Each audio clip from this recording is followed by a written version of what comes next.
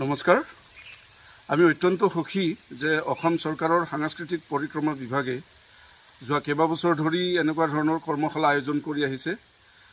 আমি আগতে বহুত কষ্ট কৰি পেলাই এই কৰ্মশালাসমূহ আয়োজন কৰিছিলোঁ অসমৰ বিভিন্ন ঠাইত। প্ৰায় গ্ৰীষ্ম বন্ধত আমি প্ৰায় 9টা 10টা এনেকুৱা আমি শদিয়াৰ পৰা ধুবুৰীলৈকে আমি নিজাববীয়াকৈ ৱৰ্কশ্বপবিলাক পাতিছিলোঁ।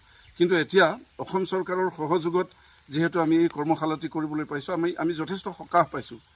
আৰু চবতকৈ ডাঙৰ কথাটো হ'ল কি, আজি এই AIৰ যুগত বা মোবাইলৰ যুগত ল'ৰা ছোৱালীসকল অকল মোবাইলৰ লগত জড়িত হৈ থাকে, বা সেই স্ক্ৰীণ লাইফৰ পৰা তেখেতসকলক কেনেকৈ আমি বাস্তৱ ক্ষেত্ৰত যে তেখেতসকলৰ যিখিনি পাৰদৰ্শিতা সেইটো কেনেকৈ তেখেতসকলে দেখুৱাব পাৰে, সেইটোৰ ওপৰত আমি যথেষ্ট গুৰুত্ব আৰোপ কৰিব লাগিব।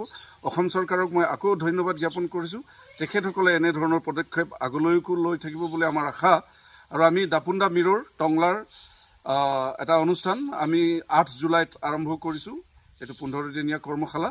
আমি আগলৈও অসম চৰকাৰে আমাক সহযোগ কৰিব, আৰু আমি যিমান পাৰোঁ অসম চৰকাৰৰ যিটো এটা ছুপাৰ অবজেক্টিভ, এটা মুখ্য উদ্দেশ্য লৈ পেলাই তেখেতসকলে কামখিনি কৰি আহিছে, আমি তেখেতসকলক সহযোগ জনাম। ধন্যবাদ। অসংখ্য জনৰে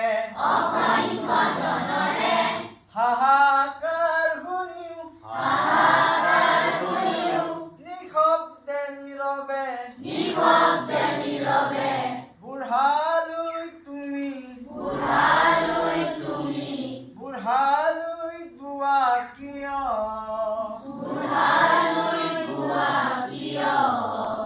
বিস্তীৰ্ণ পাৰৰে অসংখ্য জনৰে হাহাকাৰ শুনিও